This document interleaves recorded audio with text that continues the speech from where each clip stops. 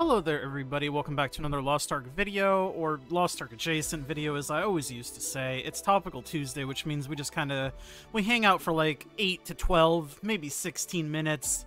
Really just depends, and we just kind of talk about what's been posted on the subreddit over the last week. And I mean, I don't really know what's going to be posted. Probably patch notes, I believe, or the roadmap, one of the two. But let's just take a look, man. Let's hop into it. Hopefully you guys are excited for Act 3, the Mortem raid, as it is coming out tomorrow. And as I am not the item level required for the raid, I am most likely not going to be doing it. Even if I got the item level, I just haven't been playing the game, man. I'm missing card sets, I'm missing pet skills, I have no relic books whatsoever, I don't have my karma finished. I would just be dead weight, man, and I understand this.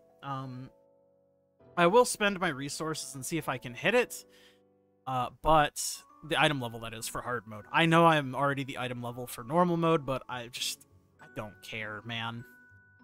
I would just want to be playing hard mode to play it, not necessarily to play the game, if that makes sense. Let us open up a couple of these. And yeah, let's just, oh yeah, use DR Elixir. That's what people are talking about. That's a popular one. But the team update, that's what it was, not roadmap, team update. Excuse me. I remember seeing this and I just didn't look at it because, I don't know. I'm not super into the Lost Ark sauce anymore. I just make these 2 weekly videos still because people still enjoy them. And I mean, I still enjoy making them, even if I'm not super lost in the sauce no more. Again, at the end of the day, you gotta do things that you find enjoyable, and I just stopped finding Lost Ark enjoyable, man. Like, I enjoy the game itself. I don't enjoy the company or the direction of the game over the past, like, pretty much the entirety of its existence. You know? People always ask me why, and that's why. It's just a personal thing, you know? And I think it just comes down to, if you would rather be doing other things with your time, you should be doing other things with your time, you know? You shouldn't keep doing something just because you enjoy the thing and you really want it to succeed and you want it to be better if it's not getting better. And if you ever hit the point where you're like, you know what, why am I doing this? You probably should step back at least a little bit and reevaluate what's important to you in general. Not to get super philosophical on you, but let's talk about the team update, June 2025. Heroes of Arcadia. We wanted to provide an update on topics we discussed throughout our recent team video and some found within the latest Korean livestream. We will also be attempting to provide some clarity on other items we haven't talked about yet. 3 quick reminders before we dive in. If you haven't watched the oh, Jesus Christ, I'm dying. Help me. Excuse me. Good Lord. I don't know what the fuck happened there. Gotta keep your throat nice and lubricated, let me tell you what, boy. If you haven't watched the latest team update, where Rox, Matt, and Henry cover some upcoming changes in the West, you can find it here. It has context you'll otherwise be missing. This is a follow-up to the video. We will provide the context necessary for some, but not all. We are striving to be as transparent as possible, but don't want to share dates that could fluctuate this early in the process. To avoid disappointment, we will be sharing general update timeframes after the June update. The next roadmap will be releasing in early July, so if you're wondering when some of these features will be releasing, make sure to tune in. Similar to the note above, many of these items are in active development, so things will be changing.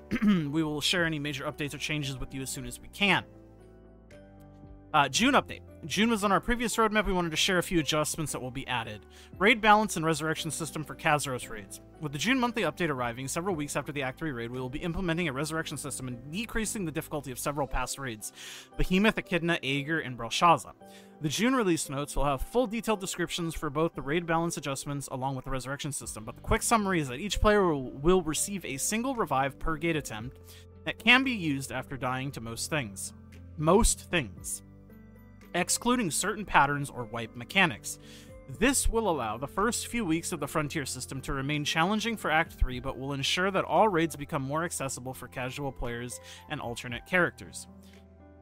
So my immediate thing is, since they specifically don't mention the Act 3 raid, the Kazaros raid, Mortem, whatever, as getting... Okay, no. I think this can be interpreted in 2 different ways. We will be implementing a resurrection system So that's like period.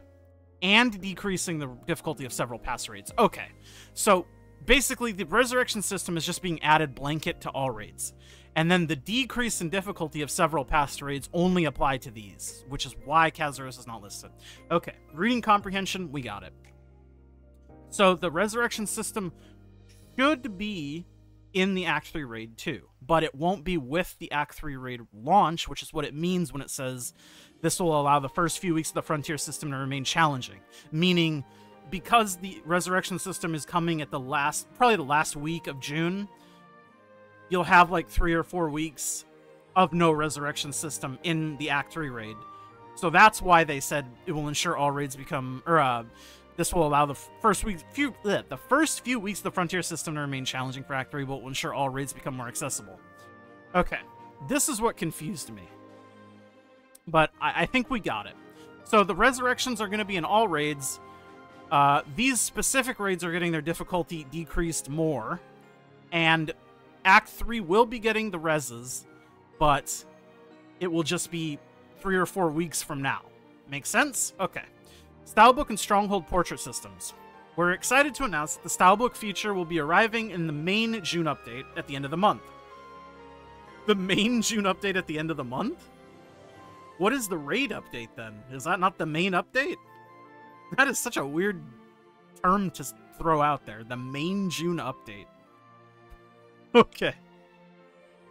We'll provide a full overview in the June release notes, but a quick summary of the Stylebook is that it's a tool that allows players to upload screenshots of their outfits and styles for other players to use as inspiration.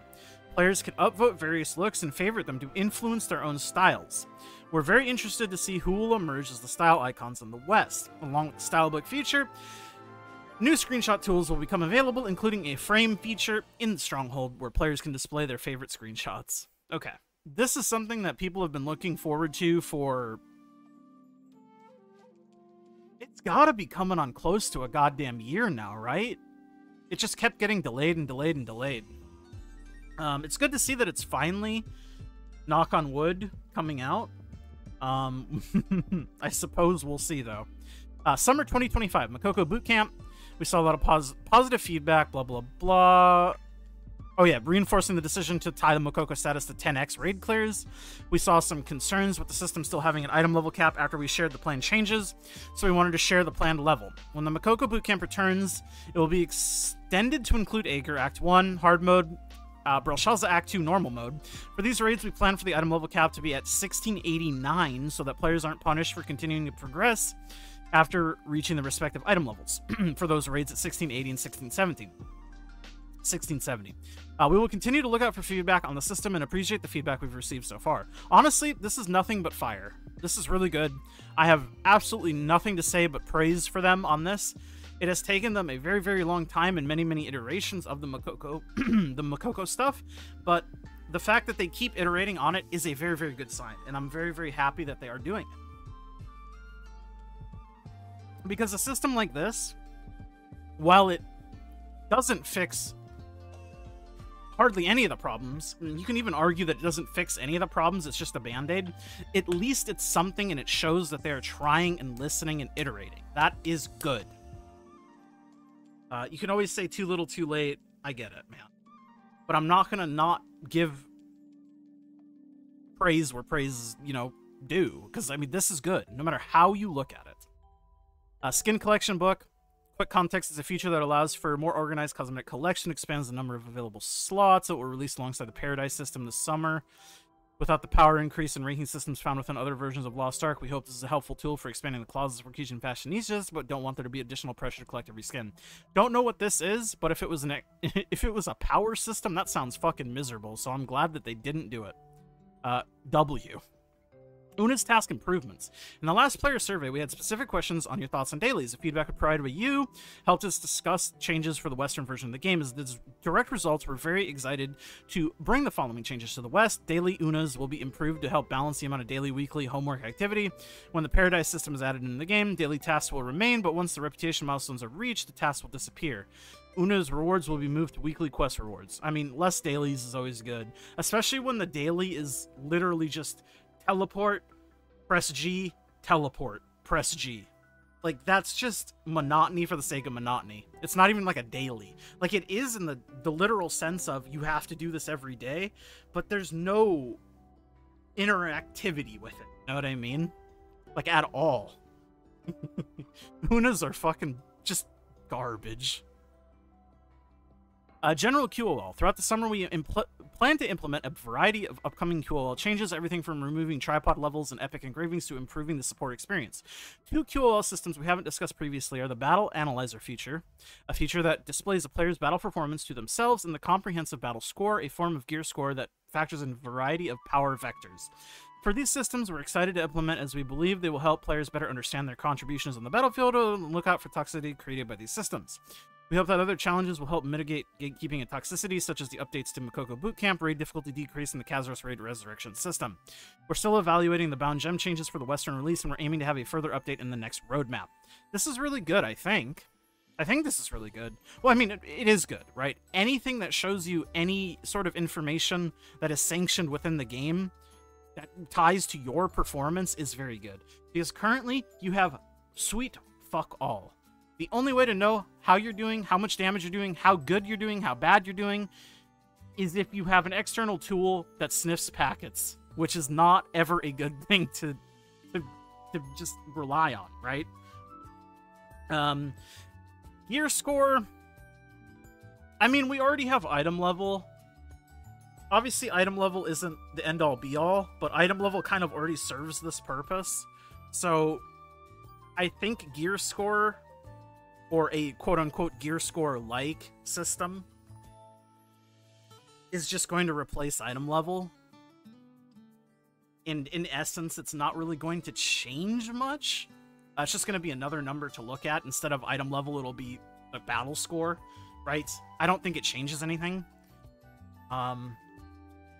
Battle score should, in theory, be more accurate than item level. Obviously, item level is not a very accurate number, but it is a number that people just look at, historically speaking, because it's the first number that you see when somebody applies to a raid, right?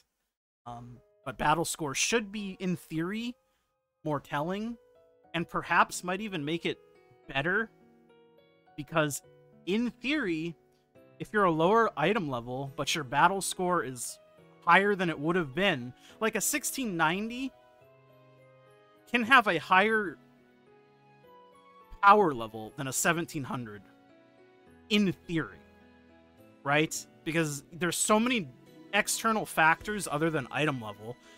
So I think actually this is probably a net plus, weirdly enough.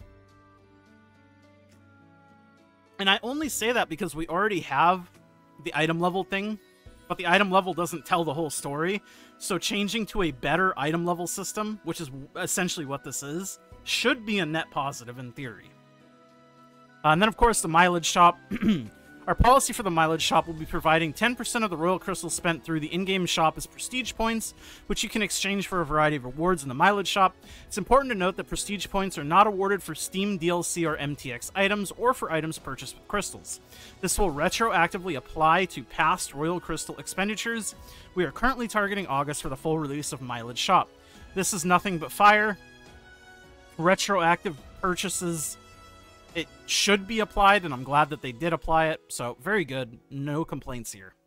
API. Our team has hit some delays in releasing the feature from when we initially stated we were looking into releasing it, but we are still actively investigating the path forward. We know it can be frustrating for those who are eagerly anticipating its arrival, but didn't want to remain silent on the topic. We know it's important, etc., etc. I mean, no complaints there. Sucks that we're not getting it when they said they were going to get it, but hey, at least they're letting you know, letting us know. Communication is important. Looking ahead, we have a lot of exciting content on the horizon, with Act 3 arriving shortly, another big update later in June, followed by the roadmap in early July to share the future of Lost Ark content. As always, thank you for your passion, feedback, and support. Yeah, I don't know. Overall, it's not a bad team update. Pretty good, I would say. No more daily Unas? Yep, fire, dude. Appreciate the API being acknowledged. Yes, sir. No complaints there. Big W update basically implies June update is going to be on June 25th, since they mentioned they didn't want to revives interfere with the Frontier system. It is weird. To me, it's just strange that the raid release isn't considered the main update. Like, I understand logically, but like the raid update in my mind is the main update. It's just semantics, but if I understand it correctly, the res will come later. Yes. The res is not coming tomorrow. The res is coming in like 3 or 4 weeks. 07 AGS, I know there's been a lot of Doomer talk going around. Incremental progress like this that differs from KR shows that you guys are putting in it. I mean, this is literally what I'm saying.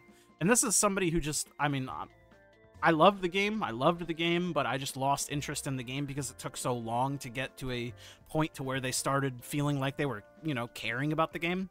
But I'm never going to be like, I wish this game fucking dies and I hope it dies, because that's stupid.